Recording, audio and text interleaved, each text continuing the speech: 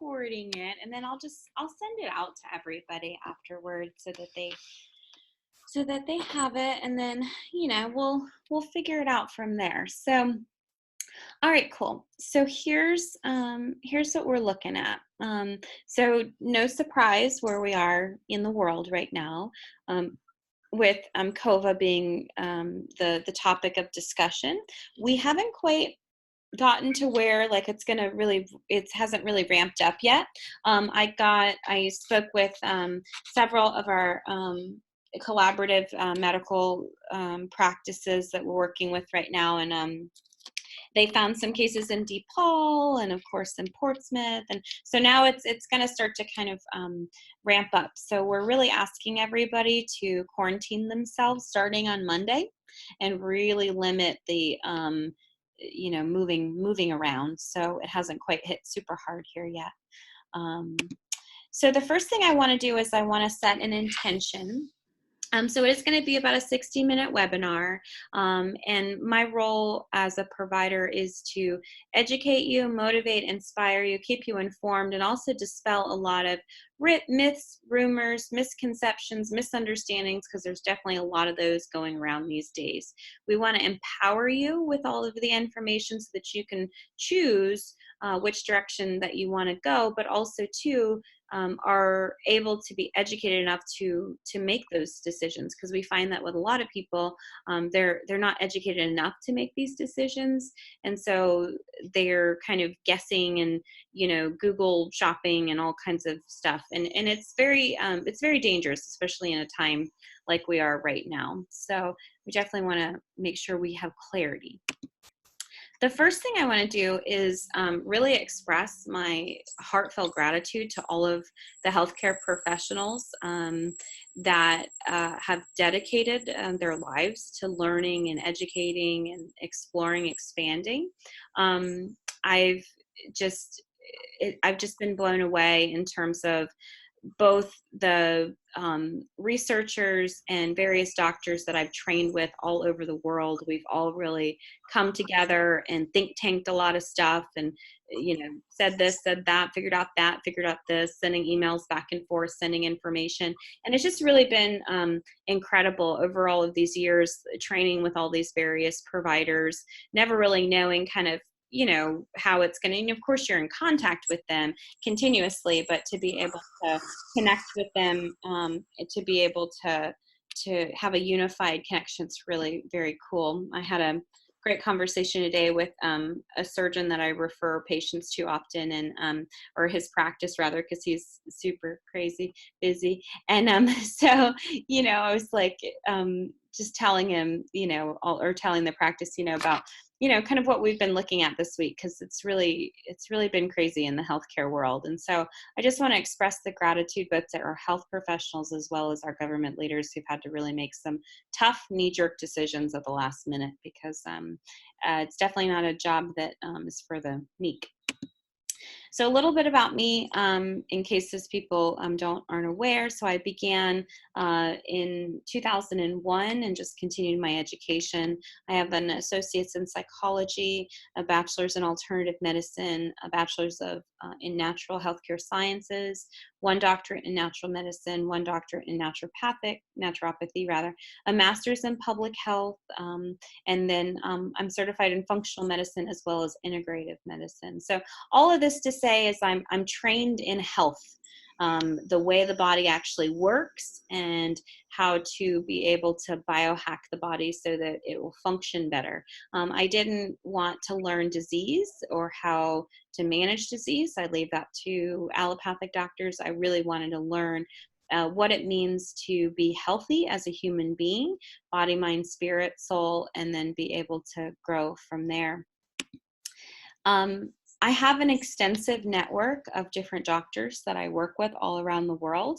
So this week has been incredibly humbling because I've had phone call after phone call, and they've been sharing their protocols and information, and we've just really been working all as a team. So it's always been the case, but it really showed this week, like, oh, did you look at this? Oh, check this out. And oh, pay attention to this, and, watch out for that. And, it's just been really very very, very cool as we've all been able to support each other. And that goes across the board, you know, MDs, DOs, DCs, NDs, PhDs, PharmDs, PTs, we're just all really working together as a team. One of the things too is going through in all of my high risk cases. So, you know, giving all the protocols to the doctors that I work with, making sure that they share it with their colleagues, because when we're dealing in these uncharted territories and they're not trained in health of the body, you know, they kind of take that part for granted and jump in and are doing their trade and doing their job, but then they forget about themselves. I know I definitely have gotten to critical mass, you know, working from 6 to 10 at night all day this week. So it's been a little crazy. So here's what we know. So we know it's a mutation from, originally began from bats, and it mutated from animal into human, and then now it's human to human because it's been continually mutating. And so whereas in allopathic medicine, they're really trained primarily in the diagnosis and management of disease, if there is no disease that can be identified or there's no treatment protocol, it really puts us in uncharted territory. So there's really no proven treatments that they've tested over a long period of time. And then what's definitely been coming out literally within the last, you know, hours, is a lot of the comorbidities. And what I mean by that is that and this is what we've been saying all along in naturopathy and what we've been saying in natural healthcare, functional medicine, et cetera, is that you know, health is built over a long period of time, but also so is disease. So it's not that, oh, bam, these things happen. It's all of the different organ systems that are involved. So this definitely brings to light this truth, which is pretty phenomenal to watch.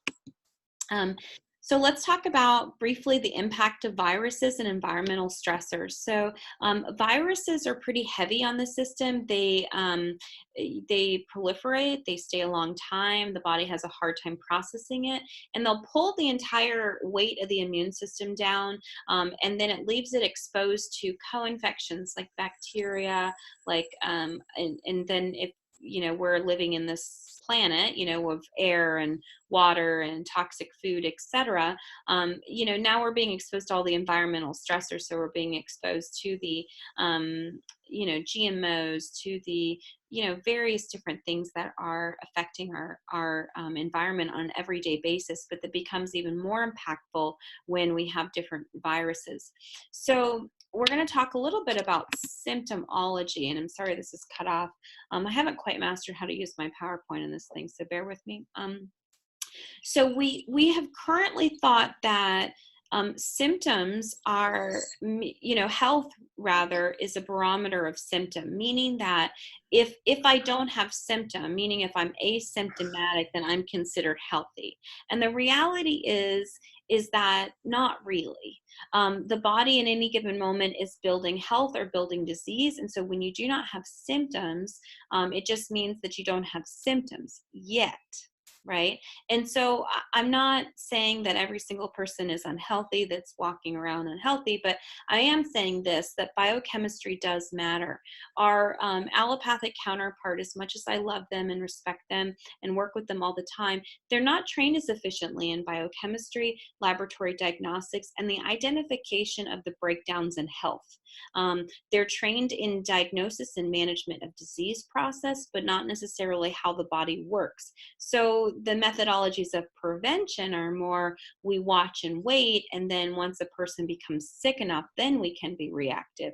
What I'm saying is that if we start to gear away from symptom management and more towards health building and really get into the biochemistry of the body, we can then determine.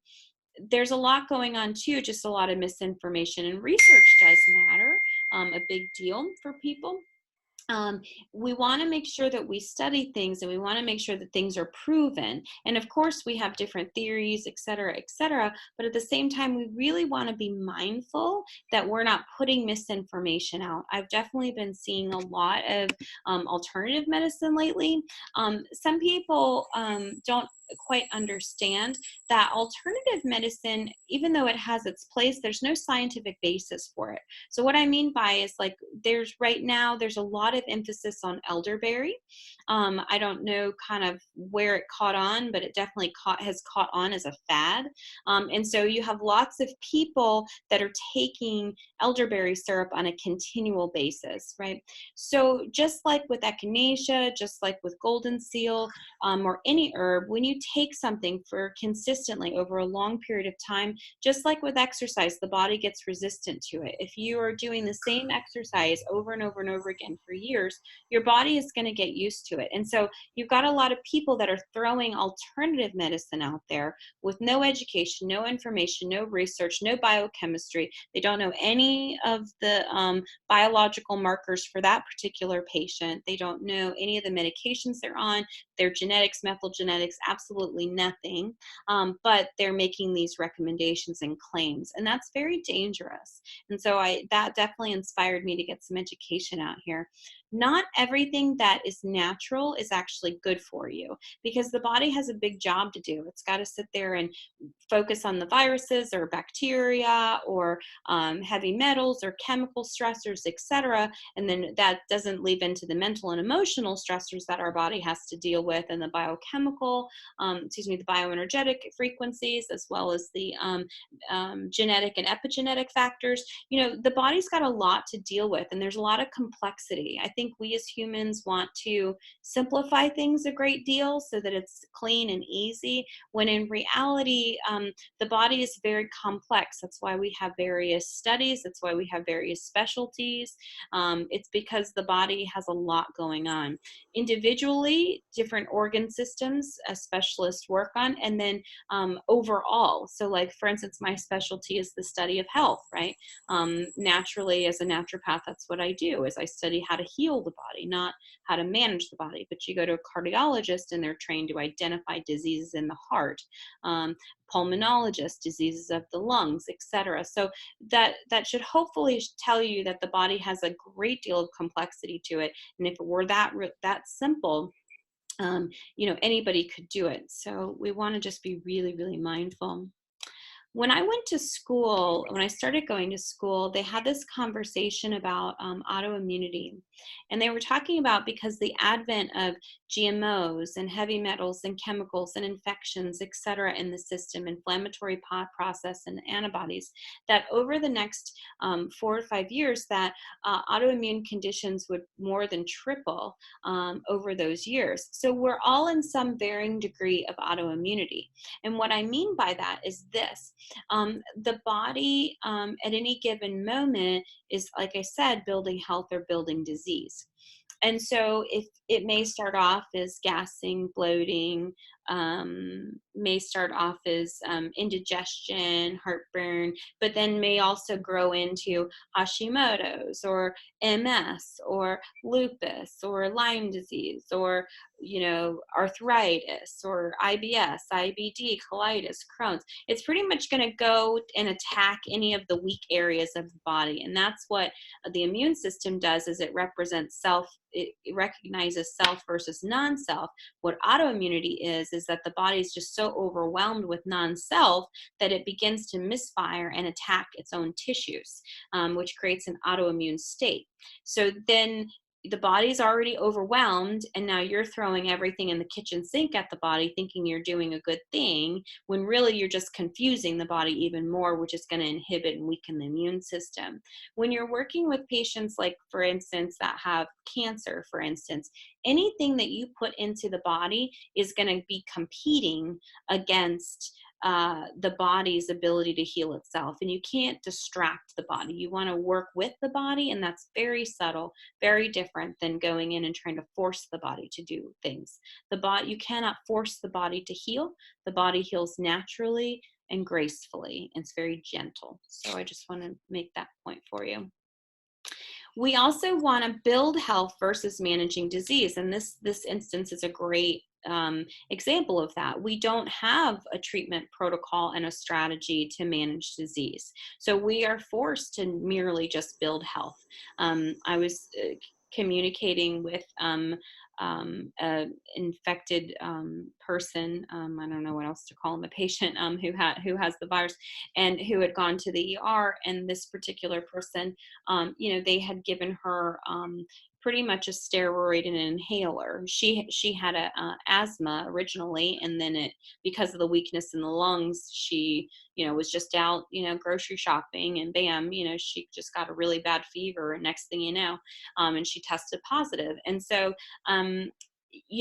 they gave her an inhaler, said, oh, we'll give you some, or take some vitamins, and that was kind of it. Well, they weren't trained to actually tell her what vitamins to take and how to build health. So that's really why we need to work together. That's why I shared all of the new protocols that I had from different researchers around the world with some of our allopathic providers that we work with, especially like our ER doctors that I treat, as well as some of the nurses that I treat, et cetera, surgeons, et cetera. We wanted to make sure that they were all protected, especially as they're literally being exposed continually. And if they haven't had recent lab work, and this is why I also went through all of my patients that were susceptible, even if they didn't have appointments, I were calling them and getting protocols out to them, et cetera, making sure that their bodies were supported, and that they were healthy. So we definitely want to do more of a health focus than a disease focus. So who's at risk? Those with digestive issues, because majority of the immune system is housed in the digestive system. Those people naturally with inhibited immune systems, so autoimmunity, any level of autoimmunity, whether it's arthritis, whether it is cancer, Hashimoto's, digestive issues, IBS, IBD, colitis, Crohn's disease, all that kind of stuff. Any respiratory challenges, so chronic pneumonia, or chronic asthma, any weakness in the lungs, and then naturally cardiovascular, so any weakness within the heart as well. We have been seeing that there's a lot of comorbidities. I think I misspelled that word, but anyway, because I think it was on another slide spelled incorrectly. Comorbidities, so what that is when a person has multiple things. So if a person has digestive issues, then they have a little bit of Hashimoto's, and then they have some asthma, and then they have, let's say, high cholesterol. That's a comorbidity. So they are at greatest risk. I have a case right now. Unfortunately, she's been battling it for a little bit now. We've been bolstering her system quite a bit. And, she's got all of them. She's got the digestive issues. She's got the immunological issues. She's got the chronic respiratory issues. She's got the cardiovascular risk issues, metabolic health. And what we're really concerned with now is scarring on her lungs. So after we get her through this, we have to consult with a pulmonologist and make sure, because this is the second respiratory infection in a short period of time. So, there's a lot going on with these cases for sure. And that's the complexity. It's not just one thing. I know we want to just tag it and say, oh, it's just the virus. No, like there was an athlete, a Spanish soccer player. He didn't know that he had leukemia, and he contracted this, and he died. Now he's running around the soccer field. Everybody thinks, oh, he's healthy, he's fine. He's an athlete. Of course he's healthy, right? And then bam, out of nowhere, because nobody was monitoring his biochemistry. They weren't paying attention to his lab work. That's why we run labs every 6 months in our practice. That's why I don't treat patients unless they have labs. It's very, very important that we see their biochemical picture before we start treating them, because otherwise we have no idea what we're doing. Otherwise, that's just alternative medicine, and that's not what I do. Alternative medicine is all the modalities that I offer. So like nutrition is a modality, acupuncture is a modality. I don't offer that, but naturopathy is a modality. The alternative medicine degree that I have, which is one of them, is in the space of all the modalities. But if you'll notice, the natural healthcare sciences, That's what connects the laboratory. So it's not just about the modalities that I offer, but it's also about knowing what modalities to apply and when. And that also comes from experience and working with thousands of different people, and specifically families, because I'm in family practice. And having a wide array, I'm seeing a lot of digestive, immunological, respiratory, cardiovascular. I see a lot of hormonal. I see a lot of neurological. I definitely am trained more in autoimmunity. In functional medicine, there's kind of two tracks you can go in. It's more autoimmunity, or you can go into neurological. So you can be like a functional neurologist. I decided to go into autoimmunity because I just enjoy the immune system. It just really made a lot of sense to me. Self versus non-self. Okay, the body's attacking itself. Like, okay, that, and then it just kind of grew from there. So we want to also talk about ways to build and not boost. Everybody's like, oh, I got to boost my immune system. You do not want to boost your immune system. Everybody's immune system is boosted. We have GMOs, we have heavy metals, we have xylene in our air. I mean, I can go on and on and on about mercury in our mouth and God knows what else. So we definitely don't want to be boosting anything. Our immune systems are already pretty boosted as it is. This is the natural order that I work with things, because this is the easiest and most gentlest to the body. So we start off with food first, organic, fresh, whole foods. The second is I use teas, just because they absorb a lot. Now, this is specific to this particular condition. I don't always use teas, but with these viral loads, teas I find are really good, and we'll see why in a minute. So licorice root tea, ginger, garlic, those are all really amazing. And then the third is nutritional. And the important part to know about nutritional, because everybody's like, oh, I'm going to, Walmart or whatever and buying a whole bunch of supplements. So your big box retailers, yeah, it may be convenient, but there's no third party testing on those things. The nutraceutical companies that I work with are pharmaceutically regulated, meaning they are actual certified and regulated as pharmacies. And so the level of efficacy on them are much, much higher. You can typically only get those through doctors. The standards are extremely high in terms of the raw product, the testing, et cetera. A lot of people ask me, oh, what about this product or what about that product? And because of my understanding in quality and my understanding of the nutraceutical world, it's really hard to, again, it's not an easy answer. It's a very complex answer, because I don't know where they're sourcing their raw materials for. I don't know if what's in the bottle is on the bottle. I don't know if it's going to move the lab work like I need it to. And for that, dosing is really important too. A lot of the retail supplements, the amount of dosing that you need to have, meaning the pill count, is so ridiculous. And they do that for many reasons, mostly just lawsuit and health risk, because if you start giving higher dose nutrients to people that don't necessarily, that are on medications or self-treating, and they have a reaction, that could shut your company down. So a lot to say about that. And then with homeopathy, that's the fourth thing. And I like homeopathy because it's very gentle and it's very supportive on the body. It doesn't push the body. Notice that I don't really use a whole lot of herbs, and the reason why, because they have a lot of interactions to them. They're really heavy on the body when the body's already taxed. I really don't want to do the body's work for it, which is why I follow this order, because I'm always doing high dose, short periods of time, because I really just want to kind of shock the body into it and like, hey, give it a little nudge. I don't want a person to be on something for any long periods of time. So I'm always changing protocols to really kind of work with the body and confuse the body. So protocols. So these are protocols that are taken from several different providers all over the world, some excellent PharmDs, some naturopaths, some medical doctors, PhDs. And these are standard doses anyway for a lot of autoimmunity. So vitamin A, 25,000 IU, really high. Vitamin D3, 5,000 IU daily.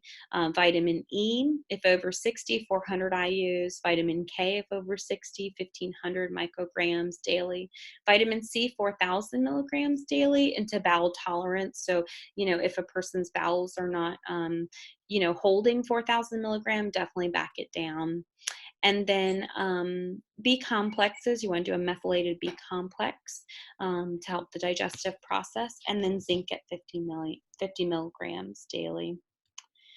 For those that are symptomatic, meaning you have fever, you have throat issues, that's kind of what it's been exhibiting as, even sinus issues a little bit, but definitely throat, and then respiratory, any kind of that sort of thing that lets you know.